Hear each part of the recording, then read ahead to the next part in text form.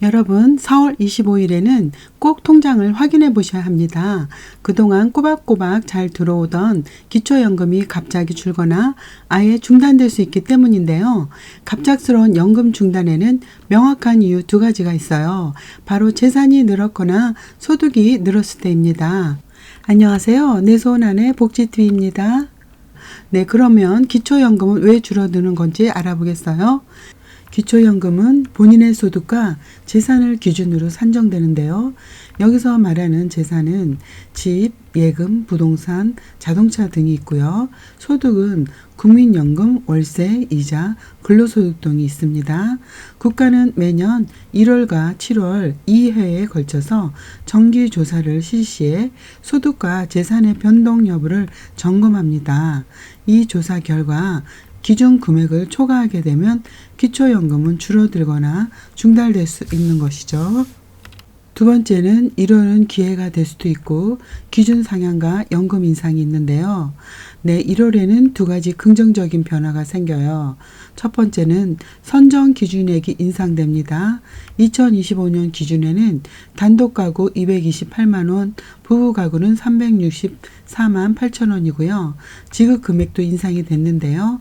단독 가구는 34만 2,510원, 부부 가구는 54만 8천 원입니다.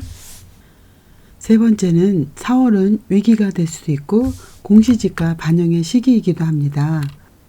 부동산 공시가격 인상이 반영되기 때문인데요. 2025년 4월부터는 2024년의 공시가격이 적용이 되는 겁니다. 네, 아파트는 1.52%가 상승되고요. 단독주택은 0.57이 상승되고 토지는 1.1%가 상승이 됩니다. 네, 공시지가가 만약에 5천만 원 오르면 소득 인정액은 16만 5천 원이 오르고 공시지가가 1억 원 오르면 소득 인정액은 무려 33만 3천 원이 증가가 합니다. 네, 2억 원이 오르면 66만 6천 원이 상승을 하게 되는 것이죠. 1인 가구 기초연금 소득 인정액 기준이 228만 원이므로 집값 2억 원이 올랐다면 부동산 제외돼서 소득 인정액이 162만 원 초과하면 기초연금은 감액 혹은 탈락이 되게 됩니다. 네 번째는 이사만 해도 연금이 끊긴다. 대도시에서 중소도시 또는 농어촌으로 이사 시 기본 공제액이 낮아져 소득 인정액이 올라가는데요.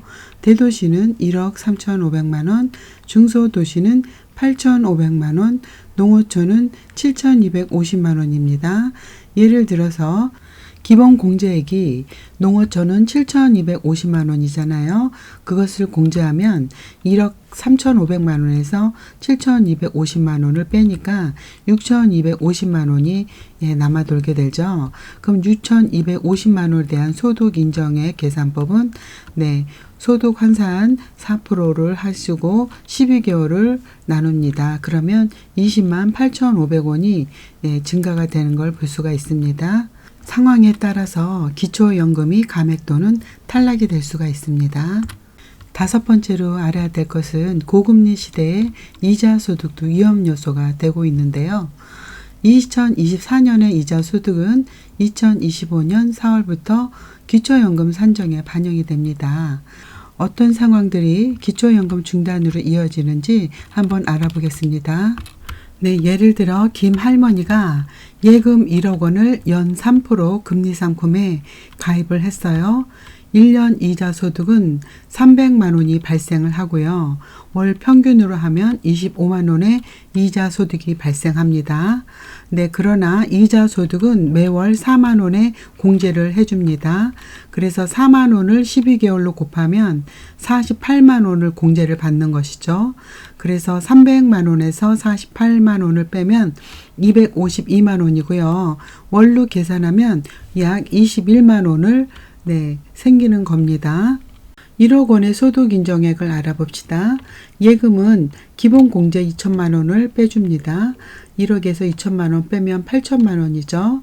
8천만 원 곱하기 환산율 4% 나누기 12개월 하면 26만 7천 원이 소득 인정액으로 잡힙니다. 네, 그래서 총 소득 인정액은 26만 7천 원 더하기 21만 원 더했더니 47만 7천 원의 소득이 발생하는 겁니다.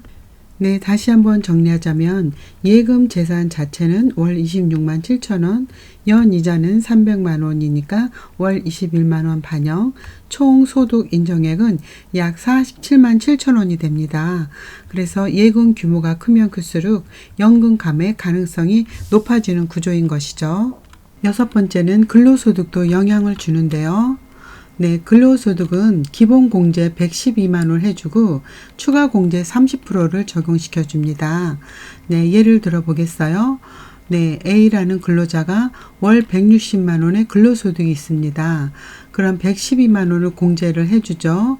그리고 추가공제 30% 해주니까 곱하기 70%를 하면 33만 6천 원이 생깁니다. 이 금액이 추가소득으로 잡히면 연금 중단 위험이 생겨요. 그렇지만 공공근로나 자활근로소득은 소득 환산에서 제외가 되니까 해당 일자리를 찾는 것도 네, 하나의 방법이 됩니다. 네, 일곱 번째로 집을 팔고 전세 이사한 경우 오히려 불리할 수도 있는데요. 예를 들어 A씨가 5억 원의 서울 아파트를 팔고 중소도시 전세로 3억 원으로 이사한 경우 네, 그리고 남은 돈 2억 원을 예금을 했어요. 첫 번째 알아야 될 게 집을 소유했을 때 소득 인정액을 먼저 봐야 됩니다. 네, 서울은 집값을 거의 표준시가로 계산합니다. 그러므로 5억이라도 2억 5천만 원으로 네, 이렇게 인정을 해주죠. 그래서 서울은 공제를 또 1억 3,500만 원 해줍니다. 그래서 2억 5천만 원에서 1억 3,500만 원을 네, 뺍니다. 그래서 1억 네, 1,500만 원이 남죠. 그러면 1억 1,500만 원에서 소득 환산율 4%를 적용해요. 그러면은 네, 460만 원이 됩니다. 460만 원을 월별로 환산하면 네, 나누기 12를 하는 거죠. 그럼 소득 인정액은 38만 3천 원이 되는 겁니다. 네, 중소도시 전세로 이사 갔을 때 소득 인정액을 보겠어요.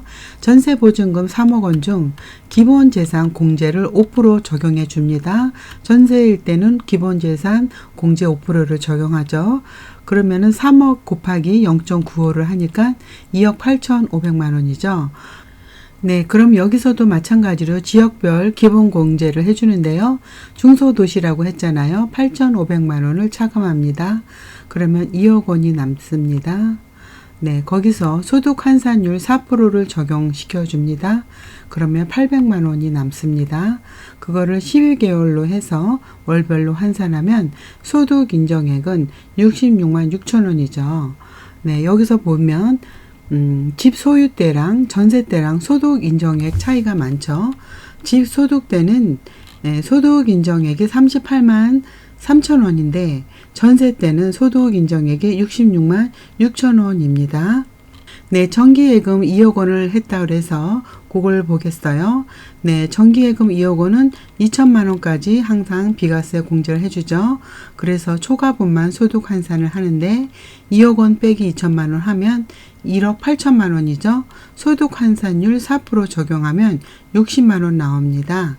그래서 전세 보증금일 때 월 66만 6천 원, 예금일 때 월 60만 원, 총 소득 인정액은 126만 6천 원이 됩니다.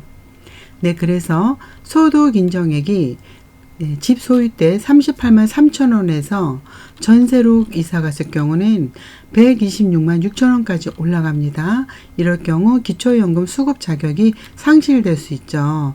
네, 그래서 여기서 알아야 될 팁은 전세로 이사하면서 받는 임대보증금의 소득 인정액은 기본 공제율이 단 5%에 불과하므로 부동산을 소유했을 때와 비교해 상대적으로 매우 불리하다는 걸 알 수 있습니다.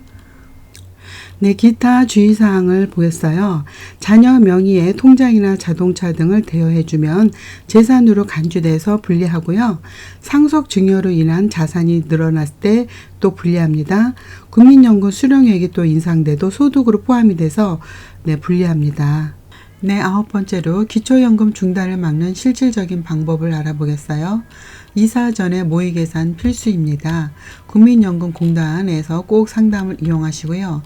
주거 형태는 신중하게 선택해야 되는데 자가 보유시는 기본 공제가 크고 전세는 기본 공제 5%이므로 전세 전환 시 반드시 국민연금공단이나 주민센터에서 꼭 상담을 하시기 바랍니다. 네, 그리고 전세보단 월세가 더 유리합니다. 특히 월세는 월 납입금이 소득으로 간주되지 않으며 보증금만 일반 재산으로 산정되기 때문에 소득 인정액을 상대적으로 낮출 수 있는 방법이죠. 세 번째는 금융자산 분산 관리하세요. 자녀 증여 전에 반드시 전문가와 상담하세요. 예, 네 번째는 근로소득을 조정합니다. 112만 원 이내에서 유지 시 영향은 없습니다. 네, 그 다음 모의계산 서비스 활용을 기초연금 모의계산 사이트가 있습니다. 거기서 미리 확인 가능합니다.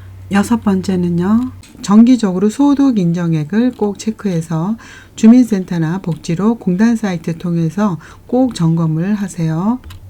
기초연금은 단순한 정부 지원이 아니라 우리 어르신들의 안정적인 노후 생활을 지키는 소중한 자산이에요. 작은 선택 하나가 기초연금 수급 여부를 좌우할 수 있다는 점 잊지 마시고요.